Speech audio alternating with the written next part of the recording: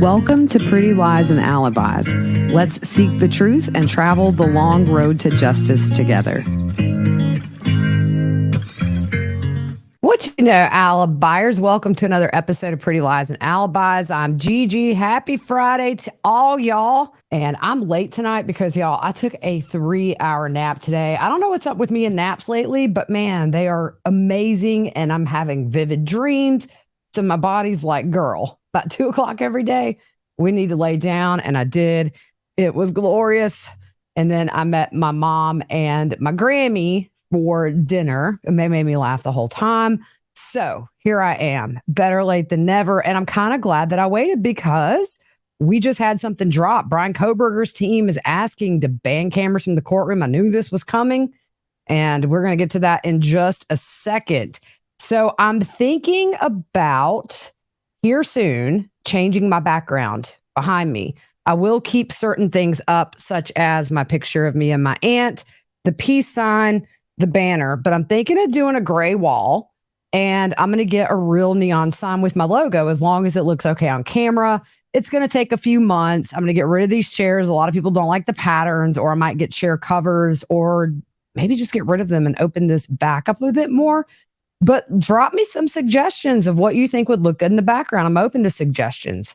You guys always have good ideas. Before we get started, music fact of the day. Who is the biggest selling Motown artist of all time? That honor goes to the amazing Diana Ross and the Supremes. I saw Diana Ross in concert a few years ago. Not only is she gorgeous, but man, her voice just absolutely flawless. So we're going to go through this motion to remove cameras from the courtroom for Bryan Kohberger. It starts off, comes now, Bryan Kohberger, through his attorney of record and files, this motion to remove cameras from the courtroom for the remainder of the proceedings in this matter, pursuant to his right to a fair trial and the effective assistance of counsel guaranteed him by the 6th and 14th Amendments to the U.S. Constitution and Article 1, Section 13 of the Idaho Constitution. So let's start with the first argument. Camera-wielding courtroom observers have failed to obey the court's June 27th directive to cease focusing exclusively on Mr. Kohberger, necessitating the expulsion of cameras from future proceedings. This question presented by this motion is whether Mr. Kohberger faces deprivation of his right under the 14th Amendment to due process by the continued televising and broadcasting of his trial. They use a case called Estes versus the state of Texas. Recent press behavior in the courtroom clearly demonstrates that such is the case. Nearly 2 months ago, on June 27th, 2023, the court warned press observers not to focus strictly on Mr. Kohberger and to show a wide shot of the courtroom if they wish to continue filming court proceedings live. Fox News, they had a headline, Bryan Kohberger judge issues warning to media at the start of hearing on Idaho student murders. That was June 27th of this year. They have a link inserted into this filing that you can click on. I will also be posting these pictures on the YouTube channel if you're a YouTube watcher. Press observers have thus far failed to comply with the court's direction, as the continued publication of images such as those shown below continues to the present day. They show 3 pictures as examples that were posted in various publications. It is kind of a profile shot, a side shot of Bryan from his right, and then in the middle picture, it's him walking into the courtroom. These photos, a blatant violation of the court's directive to cease focusing exclusively on Mr. Kohberger in their own right, are also later appended to articles with blatantly sensationalistic and prejudicial headlines and content. The rightmost of the 3 photos above being used in an August 22 Daily Beast article titled, Reports Say Kohberger's Creepiness with Women Goes Back to High School. They give the link to that article. Further, the camera's continued exclusive focus on Mr. Kohberger provides fodder for observers and purported analysts on social media who are not bound by notions of journalistic integrity and who have potentially an even greater reach than traditional media outlets. The proliferation of these images and videos is plainly observable on social media platforms such as TikTok and X, formerly Twitter, in posts such as those provided below. So they have picked 2 random people on Twitter that tweeted about Bryan Kohberger. The first one being Phil Foss. You're number 1. And it shows Bryan with his zipper not all the way up, and there is a funny little comment about that. And then another one by someone named Jocelyn, who asks, why is he so happy? Because he's smiling. He's not getting an award. He's getting tried for murder. And the one with the fly down, it says, is Bryan Kohberger afraid of heights? Because his fly is. I'm sorry. It makes me laugh, y'all. Oh, man. And so they also give links to those Twitter posts. As the press itself notes in the court's June 27th admonition, the court referenced the recent Chad Daybell trial. You're wrong here, it was Lori Vallow. When cameras were asked to leave because they focused too much on the defendant. So they quote an article from Fox 13 Seattle. Idaho judge reins in court cameras in Bryan Kohberger evidence hearing as trial in student murders looms. That was from June 27th with a link. That was not for Chad Daybell. John Pryor is good with cameras being in the courtroom for Chad. It was Lori Vallow. They made a little boo-boo there. Indeed, such a parallel has drawn in the defense's prior memorandum on cameras during hearings. Yet camera-wielding courtroom observers remain undeterred. The chief function of our judicial machinery is to ascertain the truth. The use of television, however, cannot be said to contribute materially to this objective. Rather, its use amounts to the injection of an irrelevant factor into court proceedings. As has previously been argued, the circumstances present in Mr. Kohberger's case are singular and pose an extraordinary risk of prejudice beyond even that posed in Estes.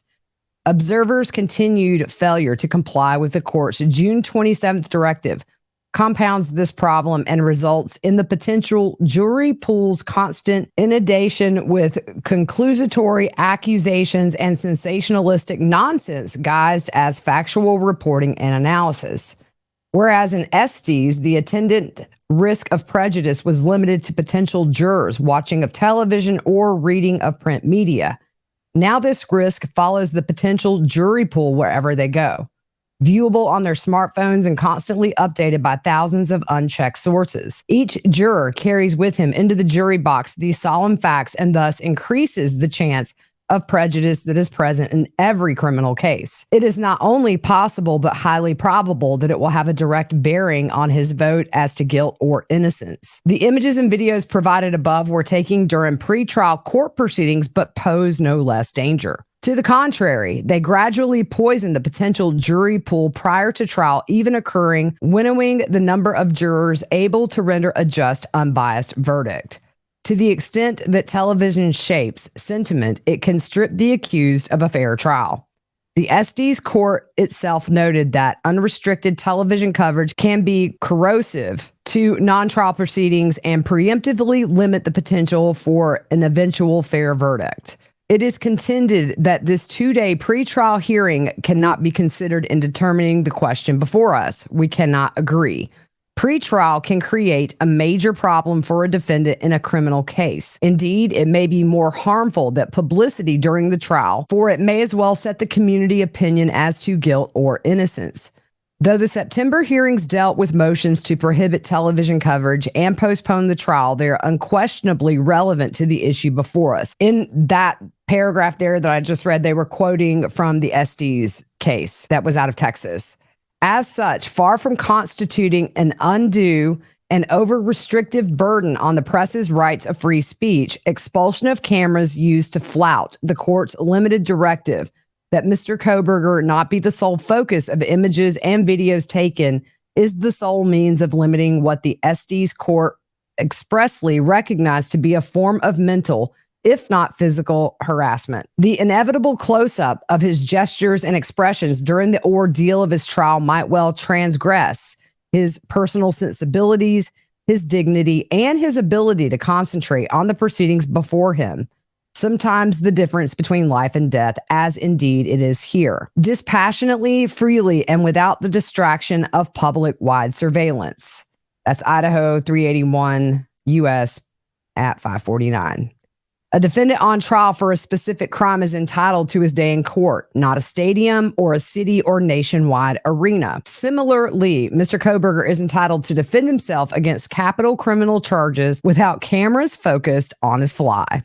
Observers' continued minute scrutiny of counsel's table is violation of the court's May 16th order governing courthouse and courtroom conduct and distracting to defense counsel. It says, in addition to the inordinate and exclusive focus on Mr. Kohberger, courtroom observers have routinely violated the court's May 16th order, providing in part that no video or still photograph shall be taken of any papers, documents, or notes which may be located on or around counsel tables or used by counsel. And they are talking about the order governing courthouse and courtroom conduct. This noncompliance is clearly demonstrated in the below provided photos taken during the most recent hearing and has continuously undermined the court's stated interest in maintaining order and an environment that permits all participants to focus on their responsibilities without undue distractions. Aware of the constant attention paid to counsel table and the risk that confidential and sensitive information could be scrutinized, photographed, and published, defense counsel has been forced to divert their attention to ensure notes and other materials are hidden from prying eyes. This exact conduct was found by the SD's court to be a circumstances depriving the petitioner of a fair trial. The petitioner was subjected to characterization and minute electronic scrutiny to such an extent that at one point, the photographers were found attempting to picture the page of the paper from which he was reading while sitting at counsel table. Whereas in Estes, this conduct was characterized as a singular and extreme occurrence. In the present case, it has become disruptively routine and must be abated if Mr. Kohberger is to receive effective representation. Conclusion of all this, the press have failed to obey the court's directive not to exclusively photograph and record Mr. Kohberger to the exclusion of all else, jeopardizing his ability to undergo fair judicial proceedings free of undue prejudice and juror bias. As such, cameras must be expelled from the courtroom for the duration of Mr. Kohberger's case, including pretrial hearings as well as the trial itself, dated this 23rd day of August, 2023. So there it is. And I think that honestly, y'all, there's a good chance that cameras like in Lori Vallow might be banned from this case because we saw it. And that was the reason that cameras were banned from the rest of the pretrial hearings and her trial, because they were focusing solely on Lori and not the courtroom itself. Kind of the middle ground that they found in Vallow was that the audio from the trial was released at the end of the day, and there were no videos that were taken throughout the entire trial. So if you wanted to see anything, you had to be in that courtroom. So it'll be interesting to see what happens. I do really think this is Idaho. They're going to look at Lori's case probably as a roadmap as to what to do, because it just concluded a couple of months ago. It was a recent decision, and it was what the judge decided was the best thing. So I'll keep you posted on that. Kind of knew that was coming, and they said as much this week. Moving on to Alec Murdaugh. He is expected to plead guilty next month on September 21st, my birthday, to the federal charges against him. That hearing is going to be in Charleston. If I weren't going to be in Epcot, I'd be in Charleston. These charges are the federal fraud and money laundering conspiracy charges. He was indicted in May of this year on 22 federal charges involving bank fraud, wire fraud, and money laundering. His attorney, Jim Griffin, said final details of the plea agreement are still being hammered out, and he wouldn't elaborate any further on those. He still has state charges that he's facing, and a hearing is set for September 14th in Beaufort between prosecutors and the defense. His college BFF, Corey Fleming, pled guilty to 23 state charges on Wednesday. The state said they would ask at his hearing, which is set for next month on the 14th of September, that Corey be sentenced to more than the almost 4 years he got on similar federal charges earlier this month. Corey Fleming said he knew Alec was going to steal from the Satterfields, but he thought it might be around 100,000 and not over 4 million like he did. So prosecutor Creighton Waters, what does he say? Unless Corey was the dumbest man alive, he knew what Alec planned to do. So there you go. We'll keep you posted on all that. One thing I've thought about doing, and you could tell me in the comments if you think this is something you would be interested in hearing, is I would like to start doing kind of a serial killer series where I take very high profile serial killers as we know it, kind of pour through documentaries, books, that kind of thing, and go in chronological order from the first known killings, even way back to childhood, and all the way up to prison sentence and that kind of thing. So let me know if you think that that would be something you're interested in. I'm always fascinated with these cases. They terrify me in one way, but at the same time, it is something that a lot of people are curious about. The psychology of these people is such a mystery, but let me know if that's something you want. And so now we're going to talk about the BTK killer, Dennis Rader, because he's been in the news this week. He was named the prime suspect in 2 unsolved murders. The first one being Cyndi Kinney, who was a 16-year-old cheerleader who was last seen leaving a laundromat owned by relatives on June 23rd, 1976. The other victim is Shawna Beth Garber. She was 22 and her body was found in Lanigan, Missouri in 1990. Oklahoma investigators went to Kansas at Rader's former Park City property on Tuesday to investigate missing persons and murder cases that could be tied to Dennis Rader. The property now belongs to the city and it's an empty field. Now, investigators had been to this property in April and they found a pantyhose ligature, and apparently more items were found this week. His last known victim, who was Dolores Davis, was strangled with pantyhose. The items were found underneath a concrete slab, and it's a location that Dennis Rader previously admitted to storing trophies from his victims. A metal shed once stood there when he occupied the property, and the sheriff's office made clear that they do not anticipate finding any human remains on this property, but trophies. Now, his daughter, Carrie Rawson, y'all, she is such an amazing soul. I've gotten to know her a little bit through Twitter, and I can't wait to meet her next month. But this woman has had a hard time with really mean people who take out what her dad did on her, and she just keeps going. What is she doing? She's assisting law enforcement in these cold cases and even met with her dad to see if she could get anything out of him about these unsolved murders. I love her to death. If you don't follow her on Twitter, please do.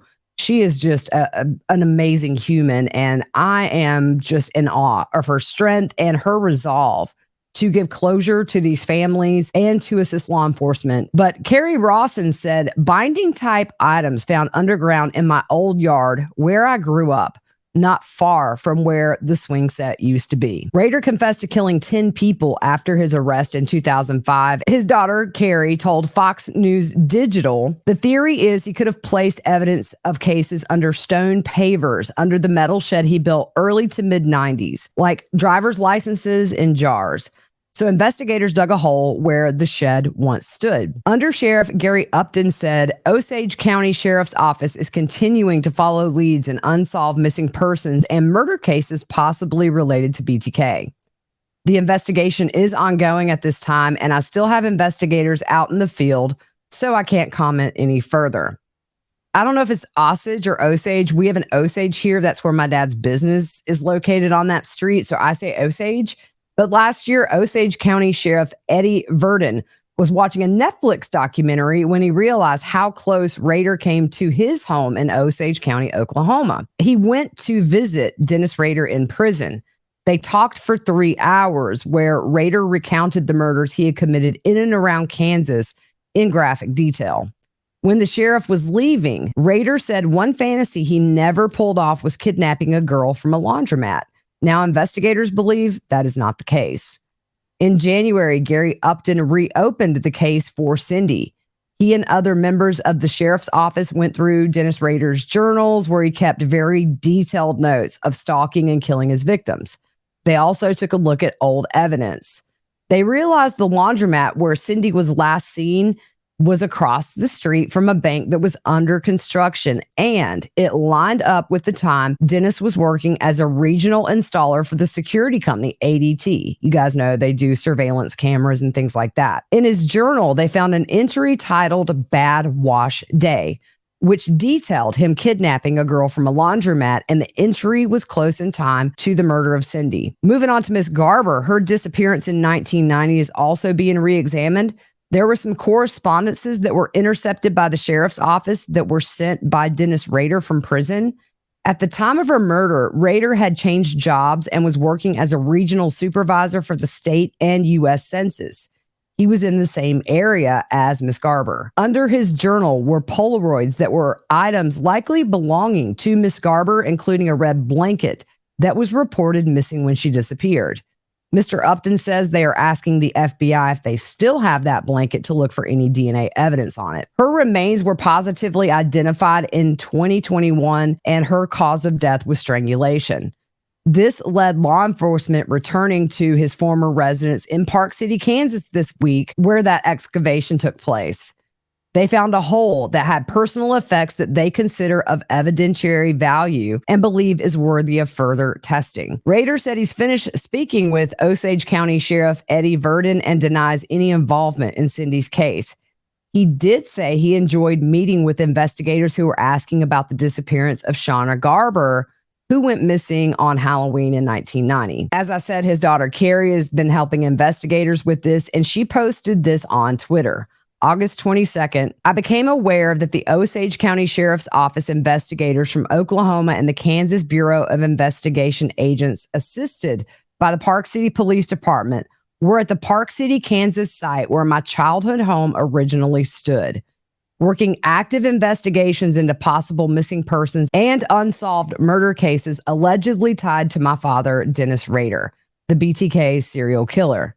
These cases predate his arrest on February 25th, 2005. In January 2023, I became aware of the missing person case of Cyndi Kinney, a 16-year-old cheerleader who disappeared from a laundromat on June 23rd, 1976 in Pawhuska, Oklahoma. In June 2023, I became aware of the unsolved murder case of Shawna Garber, whose remains were found near Pineville, Missouri in December 1990. In June 2023, I contacted the McDonald County Sheriff's Office in Missouri to offer my volunteer assistance on the Garber case. I was quickly connected with the Osage County Sheriff's Office, to which I offered the same aid and was promptly flown to Osage County, Oklahoma to assist on both cases.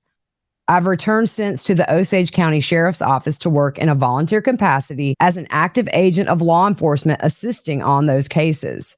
You go, girl. Including visiting my father twice at the El Dorado Correctional Facility. My March 2021 do not contact order was legally lifted via assistance from the EDCF, the Kansas Department of Corrections, and the Kansas Governor's Office. Beyond these two cases that have been released publicly, I'm not at liberty to discuss other possible missing persons and unsolved murder cases that are being actively investigated as possibly committed by my father, nor can I comment on my direct assistance in the investigations.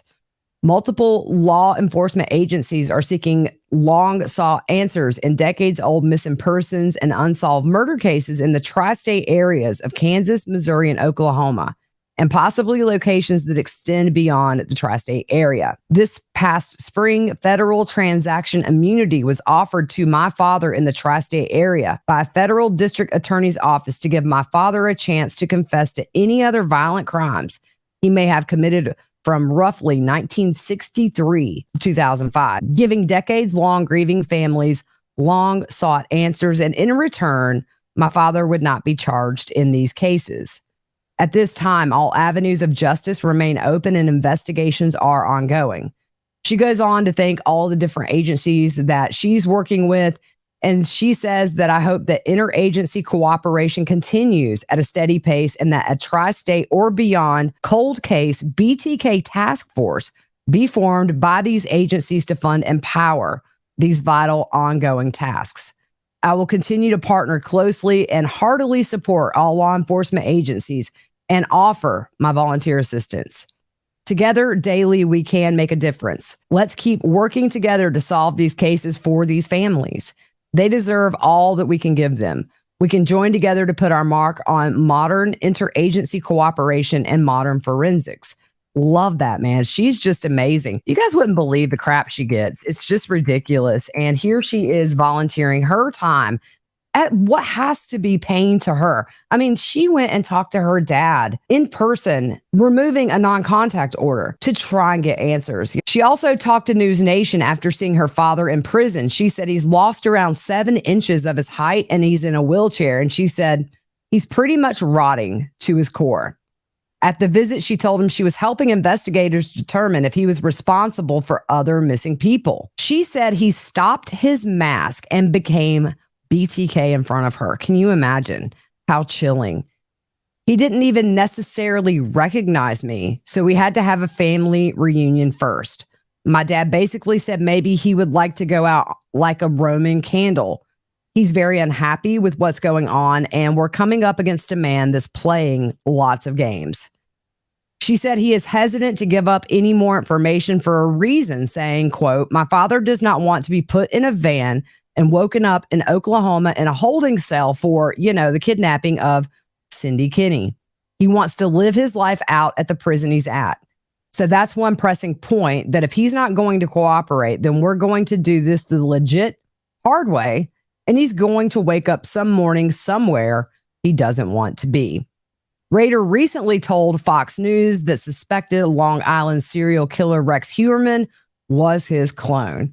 So that's it for today. Just some interesting stuff. A few updates. I have some Halloween shirts in the merch store. The link is in the description below. Everything's 10% off for the rest of the month. I'm probably going to keep that on for a while because it helps to offset the shipping, and I like to help out. So it works for me. And I'm always putting new stuff in there. Can't wait to see all y'all at Crime Con. I'm going to have some goodies for my alibis there. So come find me at the Law and Crime table. And anyways, hope you guys have a good rest of your weekend, and we'll see you soon.